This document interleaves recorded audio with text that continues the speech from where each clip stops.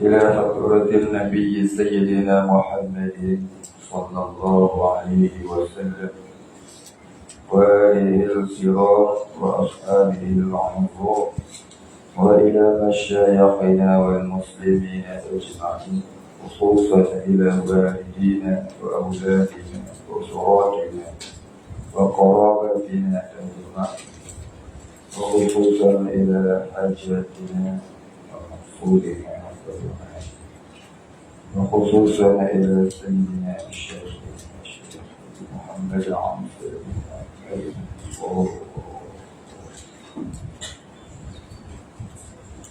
وخصوصا إلى سيدنا الشيخ وخصوصا إلى سيدنا الشيخ وأصولهم وفروعهم وينتسب إليهم أجمعين. شيء لله الفاتحة. أعوذ بالله من الشيطان الرجيم. بسم الله الرحمن الرحيم.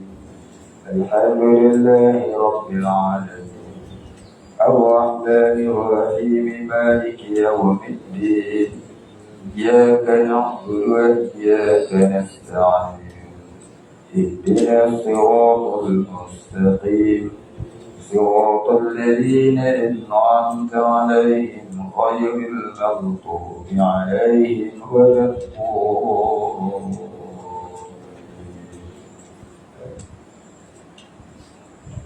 الحمد لله رب العالمين، والصلاة والسلام على أشرف الأنبياء والمرسلين وعلى آله وصحبه أجمعين.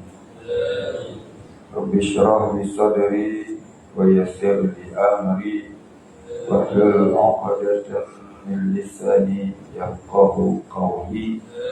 ولا علم لنا إلا ما علمتنا إنك أنت العليم الحكيم.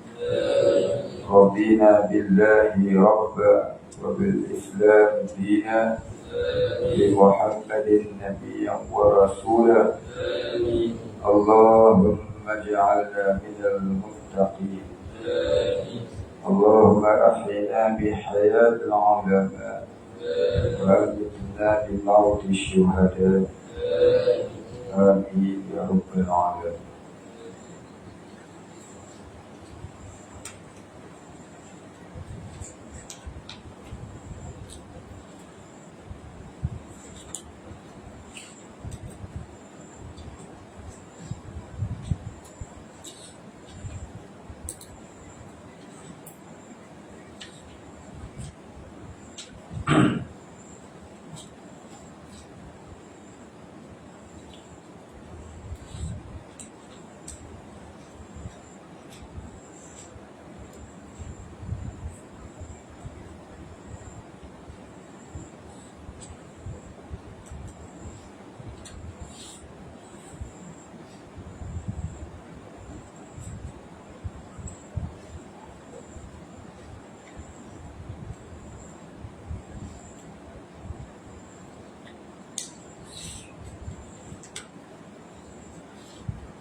بسم الله الرحمن الرحيم.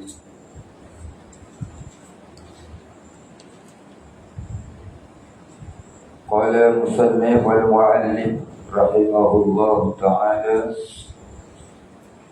ونفعنا به وبعلومه وبركاته آمين يا رب العالمين.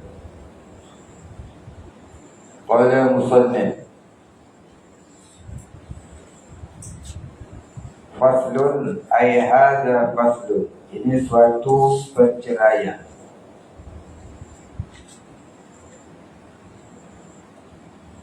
Wal istinja'u, dan bermula istinja' itu wajibun, wajib ia, minal bauli, daripada kencing, wal ghaidi, dan berak, yakni buang air besar.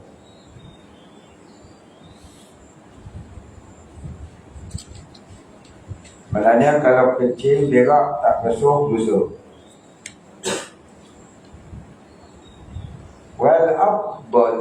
Wal afdalu, dan yang lebih utama, ayyastanjia, bahawa istinja ia bil ahjari, dengan beberapa batu. Bil ahjari jamak taksir, dengan beberapa batu. Summa, kemudian yusbi'aha, diikutinya bil ma'i, dengan air. Baik, dia nak cerita apa? Dia nak cerita bila kita kencing ataupun kita berak, wajib kita beristinja.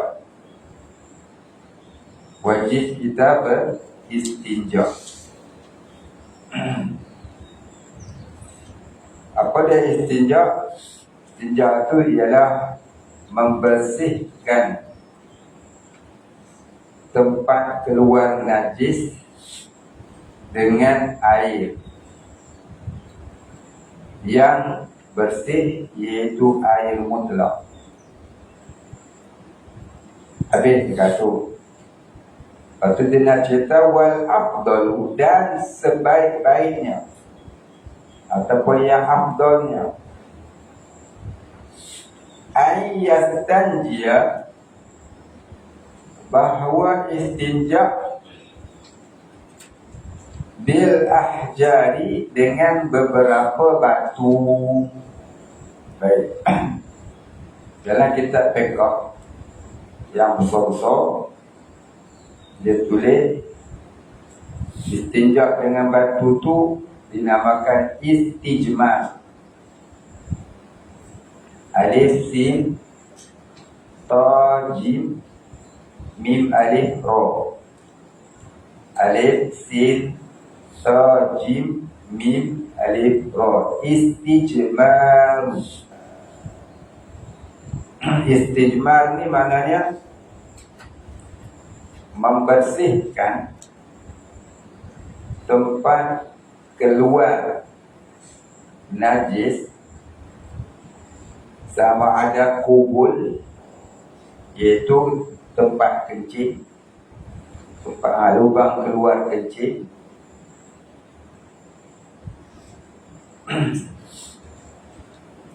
ataupun dubur, tempat keluar tai,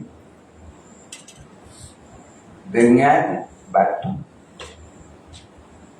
ataupun sesuatu yang kesat seperti kertas, tisu, daun, kayu dan seumpamanya yang tidak dihormati akan dia. Apa yang dihormati? Seperti tulang binatang yang disembelih. Dengan tulang binatang tu tak boleh. Tulang binatang sembelih ke tak boleh. Pasal tulang tu sendiri najis ke tak sembelih. Jadi dengan tisu ke, petai ke, batu ke, kayu ke, tu namanya istijmar.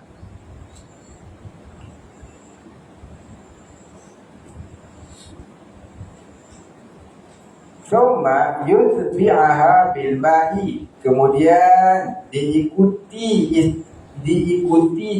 jadi diikuti membersihkan tempat keluar najis dengan batu tu tadi, bil ma'i, dengan air pula.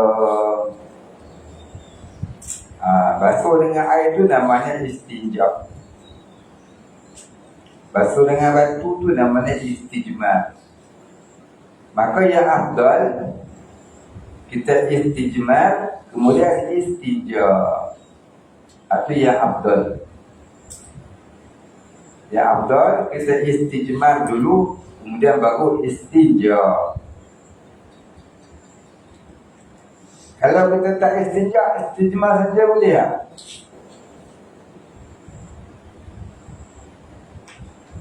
Kalau kita tak istinja, kita istijmar je. Pakai batu je, pakai air. Boleh. Dengan syarat. Dengan syarat apa? Yang pertama, keluar najis itu tidak melampaui batas hasyafah kemaluan. Tidak melampaui batas hasyafah kemaluan. Kalau melampaui hasyafah,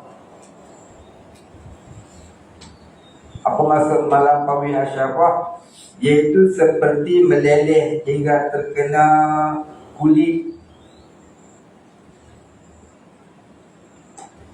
terkena paha.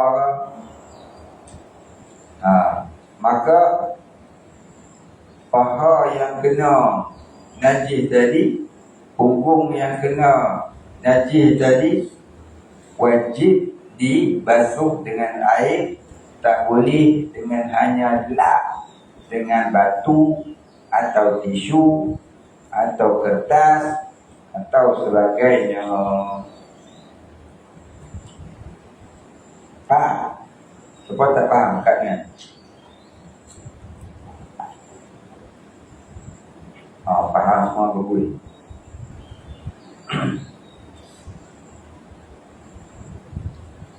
Baik. Wa yajuzu, dan harus, jadi dibolehkan, ayyaqtafiru alal ma'i aw ala thalathati ahjari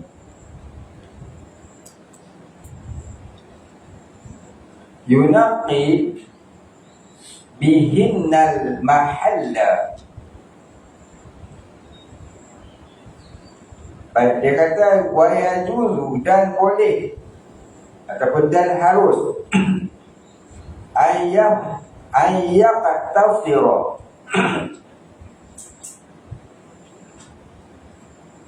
bahawa ataupun untuk meringankan ia, yakni meringankan bersuci itu, alal ma, yakni hanya dengan air. Alal dengan makna hanya, boleh juga. Ala tu biasa bermakna atas, kan? Tapi ala ni boleh dengan makna hanya dengan air. Ala lemah hanya dengan air.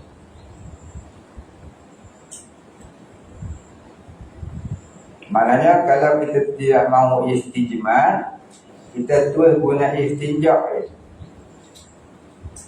Nak guna batu tu pakai air, itu boleh.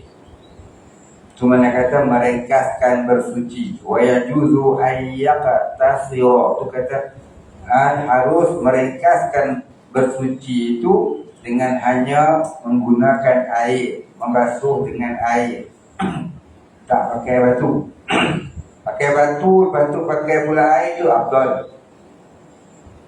Pakai batu saja itu harus. Pakai air saja itu harus. Tapi yang afdal pakai air. Kalau tak ada air, pakai batu pun tak apa. Dengan syarat pakai batu tadi tak meleleh sampai keluar. Tak meleleh sampai keluar. Dan cara nak sapu pakai batu tu ke mana? Tengok sahabat sini.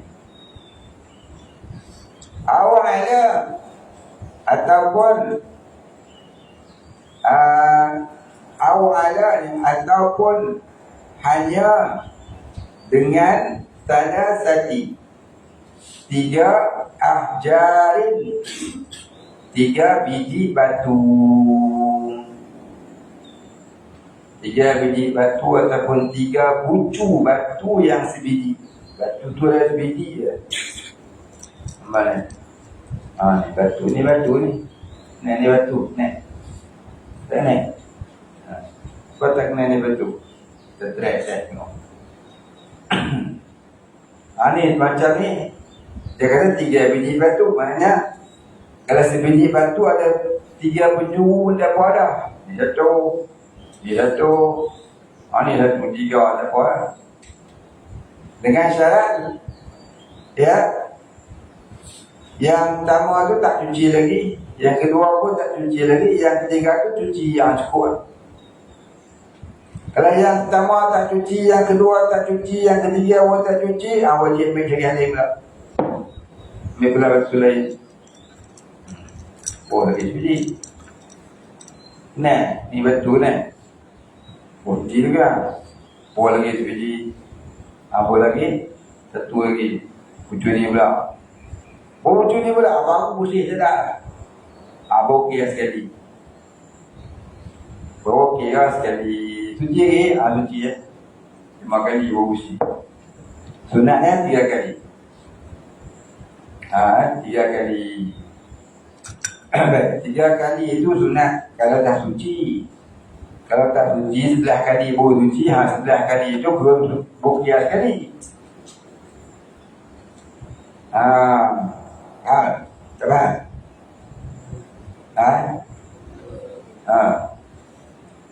Tak faham tanya dengan tercanggung kan.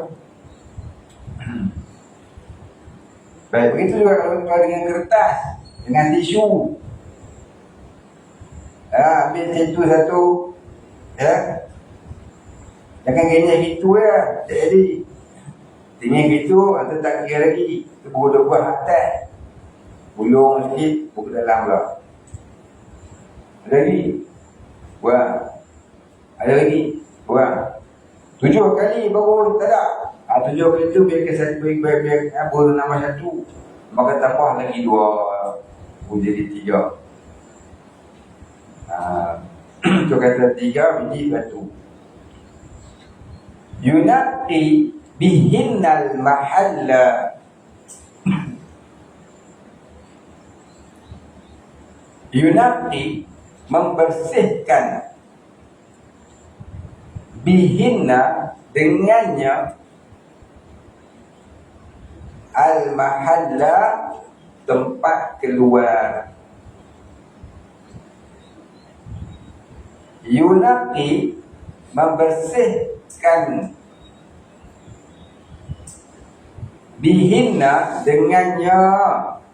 Dengannya mana?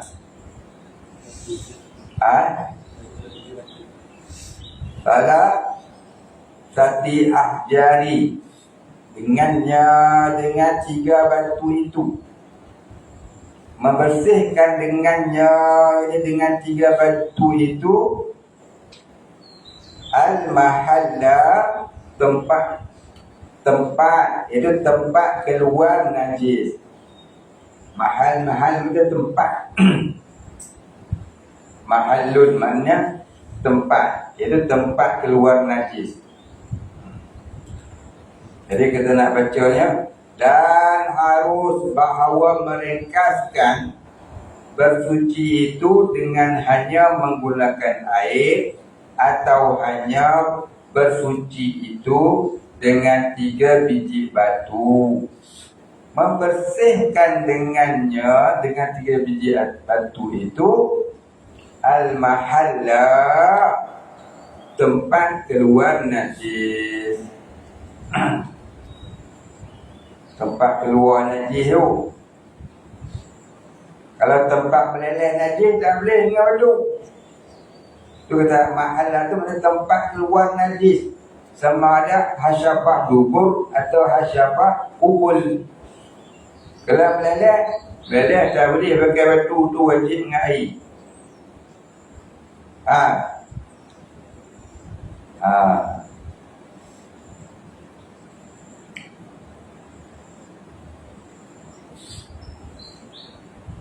Baik, berhenti dulu nak jawab soalan. Baik, balik baca boleh-boleh, faham, hafal. Baca, faham, hafal. Ingat. Baca, faham, hafal, ingat, ulang kaji. Tu cara nak mengapai. Apa-apa pun nak mengapai, ayat Quran ke, hadis ke, ilmu ke, ya, atur kaedah dia. Baca, bagi faham. Baca, faham,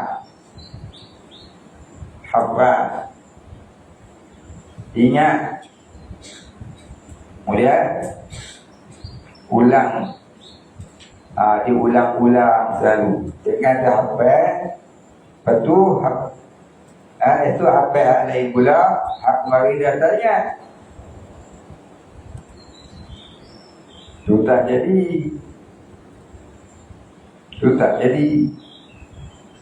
Tu yang hafal Quran dah 15 juz. Hafal Quran dah 5 juz, 15 juz.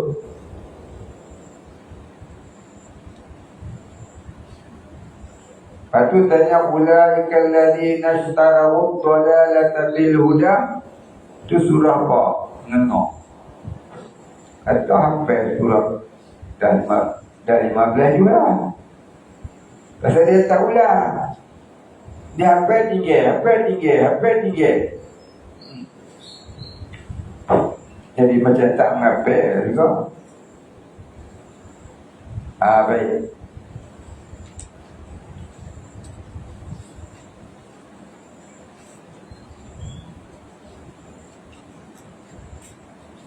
Kita berhenti situ dulu. Surah kita baca soalan. Fa'iza aradal iqtisaru.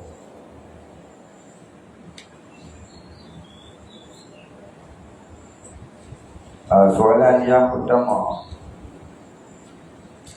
Jika seseorang datang kepada kita dan memberitahu bahawa air yang kita gunakan untuk berwuduk sudah dijilat anjing, pada pihak kita tidak wajib kita percaya.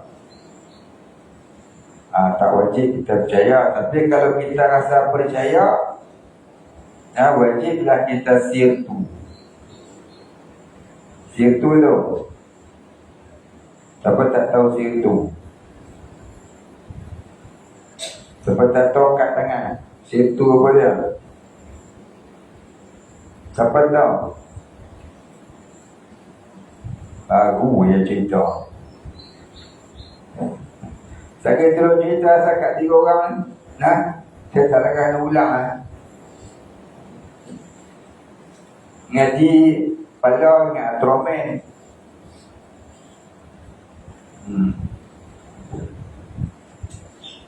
Apa dia situ, Farid? Asal tahu? Tahu ke tak tahu? Tadi angkat tangan saya tak tahu. Bohong itu lah. Tu dia kata bohong kan. Nanti pun nak bohong. Apa untung? Jadi YB pun bohong 4 kali duit. Nanti bohong. Apa dalam situ boleh? Gerak.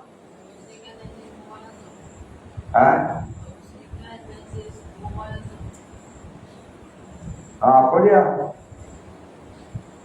Macam apa surah?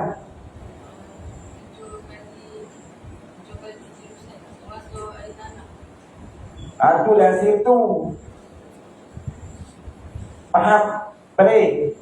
Angkat tangan. Tak tahu.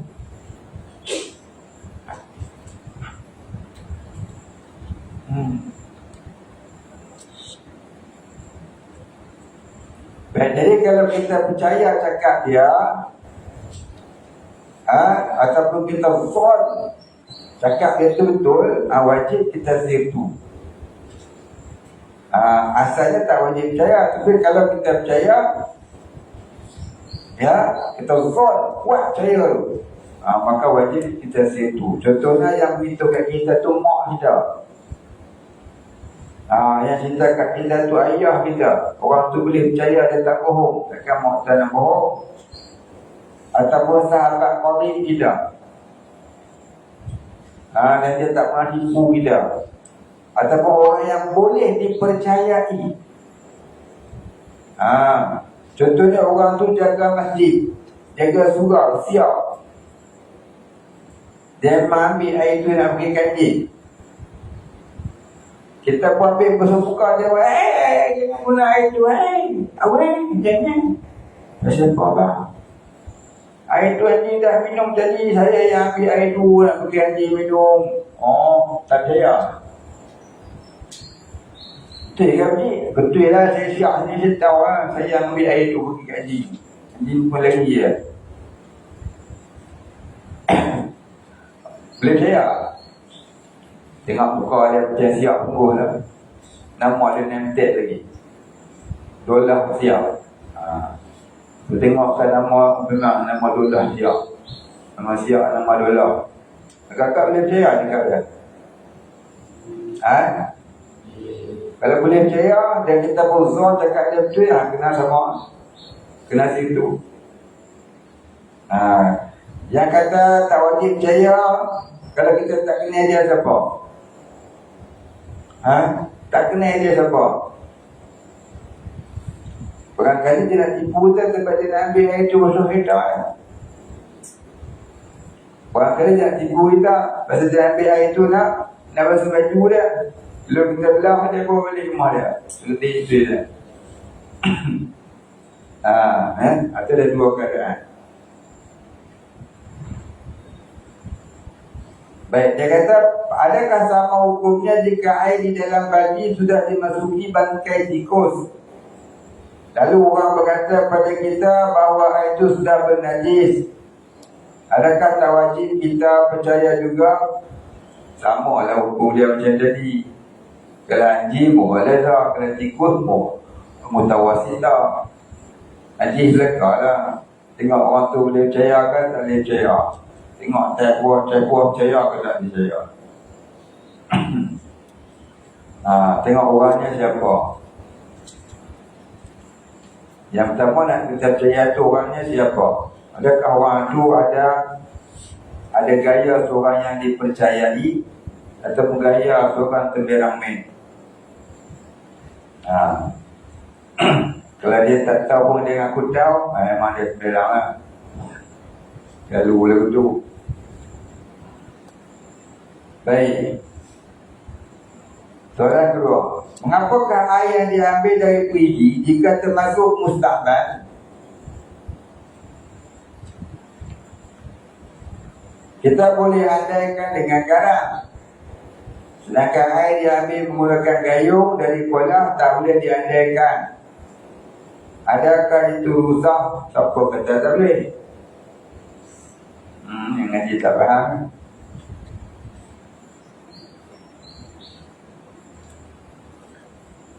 Sedangkan air diambil menggunakan gayung dari kolam tidak boleh diandaikan. Boleh kan? Sebab dia tak boleh. Yang tak boleh itu kita cenduk. Terteluk ni kata air ni. Kita nak ambil uduk. Kita ambil air. Ambil sawan. Kita celuk basuh muka. Nak basuh tangan pula jatuh titik. Agak kalau garam basuh tu bersih tak? Tak bersih dia bersih lagi mutlak. Masuk dia jadi mustahil tu gula banyak. Ataupun kita dia basuh muka, tuang sikit, sudah. Lepas tu nak masuk lagi pula kita celuk. Padahal ni baru sekali baru sekali, tadi berhenti ni mustakmal kan. Betul tak? Kita celuk. Kita celuk tu kalau niat cebok tak apa pula. Walaupun tadi baru sekali, niat cebok. Nak cebok celuk. Pasal apa? Nak tuang tak larat rumah ni. Ataupun boleh tuang. Boleh tuang lah, kata tak tuang. Celuk niat cebok tak apa. Boleh. Celuk lah pun.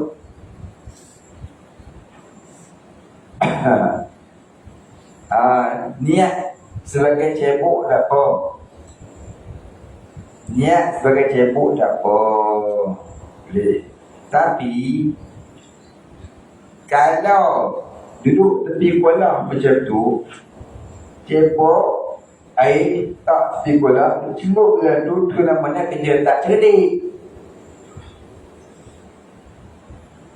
Tu namanya kerja tak cerdik. Tak payahlah buat lagu tu bazir air. Bazir lah air tu duk ngitik bawah ni.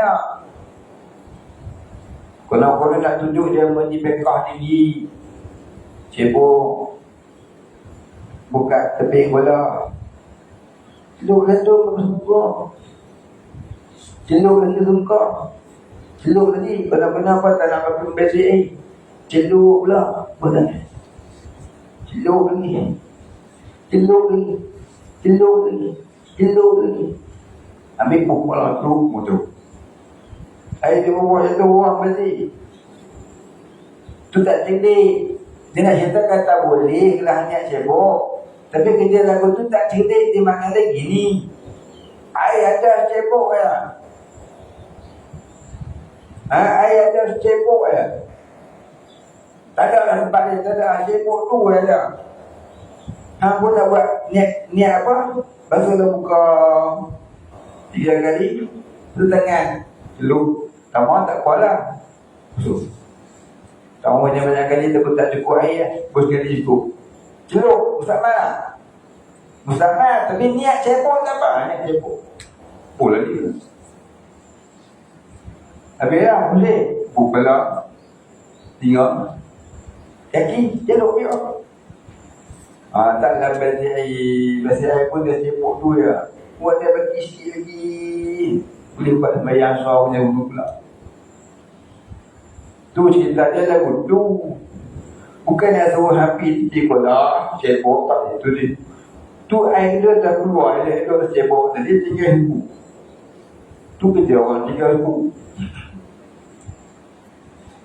Kalau tepi kolam tak payahlah bos cebok.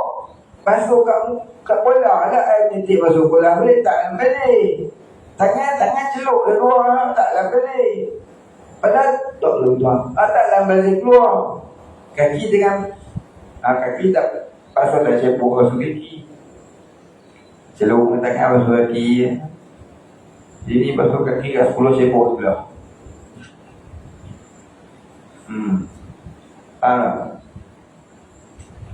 Baik. Tu rasa hukum dia. Yang ketiga, apakah makna kiranya masuk air mawar yang tidak lagi berbau padanya dianggap bersalahan dengan sifat-sifat yang bertengahan? Mana dia?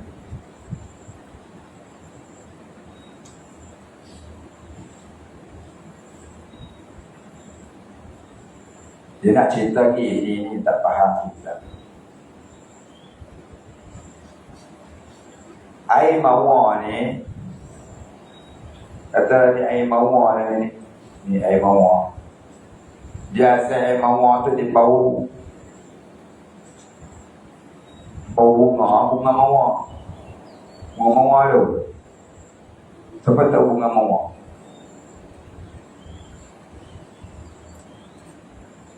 Jadi aku lupa lah. Terus tanya dah tak mahu tak pun. Bunga mawar ni macam bunga mawar lah. Tu tak tahu. Tak tunjuk tak boleh. Bau wangi lah. Bau mawar ni bau dia macam bunga mawar. Bentuk dia pun macam bunga mawar. Itulah bunga mawar tahu. Jadi bunga mawar ni proses buat minyak wangi. Minyak wangi tahu minyak wangi? Minyak wangi tahu tak? Ni minyak wangi ke tak? Ni minyak wangi. Kita umpamakan ni minyak wangi, bunga mawar. Bunga mawar ni bila kita buat minyak wangi, dia tak tahan lama. Lama-lama dia jadi putih, bersih jernih, hilang bau dia, hilang rasa dia, hilang warna dia. Dia jernih, putih, jernih, bau pun hilang, rasa pun dah tak. Jadi tahu apa sejuk. Tapi kita tahu lah dia bunga mawar, air lah.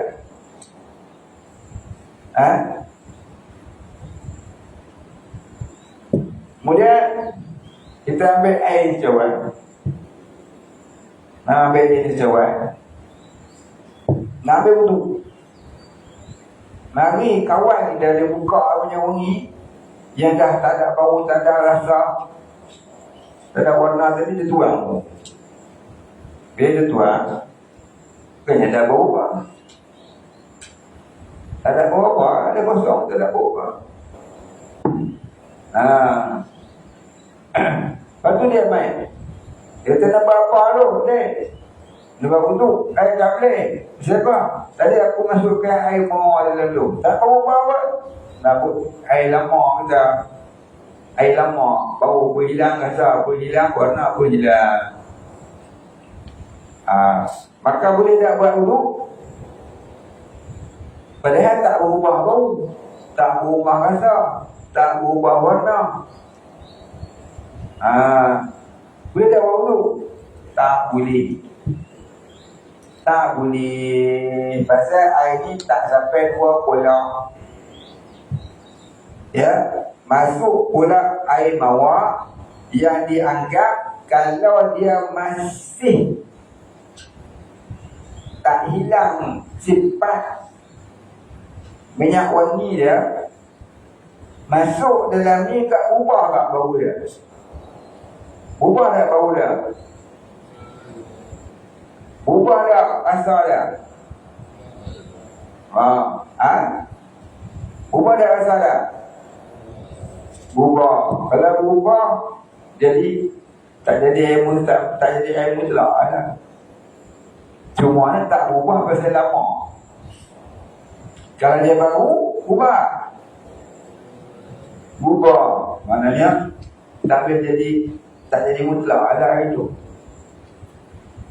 Tu dia nak cerita yang tu.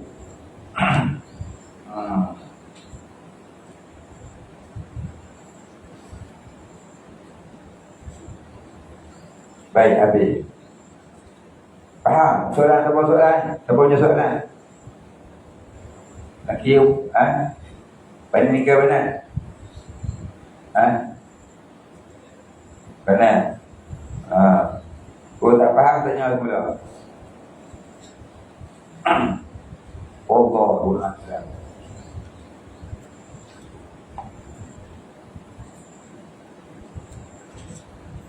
Tapi kalau tak berubah, umpamanya apa? Dia jatuh titik lah. Titik ni maknanya kalau air mawar tu masih berbau, masih berwarna, masih dapat dirasa. Jatuh titik dalam air cawan, kita bercium, tak ada apa-apa. Mutlak ke tak? Mutlak tak? Mutlak.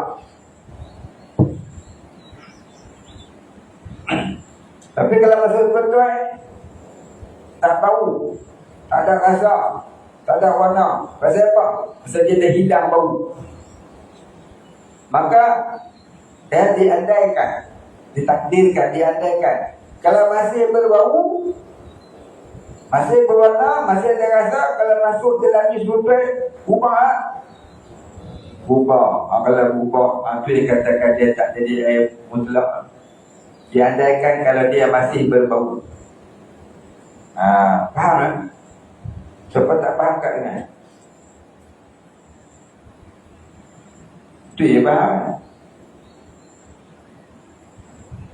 Faham tak kau? Wallahu a'lam. Al-Fatihah. A'udzu billahi minasy syaithanir rajim. Bismillahirrahmanirrahim. Alhamdulillahi rabbil alamin. Ar-Rahmanir Rahim. Maliki yaumiddin. Iyyaka na'budu wa iyyaka nasta'in. اهدنا الصراط المستقيم صراط الذين أنعمت عليهم غير المغضوب عليهم ولا الضالين. بسم الله الرحمن الرحيم. الحمد لله رب العالمين، والصلاة والسلام على أشرف الأنبياء والمرسلين وعلى آله وصحبه أجمعين. اللهم اغفر لنا ذنوبنا وارحمنا وأنت الغفور الرحيم. اللهم اغفر لنا ذنوبنا ولوالدينا وارحمهم كما ربيانا صغارا، ولمشايخنا وللمسلمين أجمعين برحمتك يا أرحم الراحمين. اللهم نور قلوبنا بنور معرفتك يا فتاح يا رزاق. افتح لنا فتحا قريبا كما فتحته على أنبيائك وأوليائك وعبادك الصالحين. صلى الله على سيدنا محمد وعلى آله وصحبه أجمعين. سبحان ربك رب العزة عما يصفون، وسلام على المرسلين، والحمد لله رب العالمين.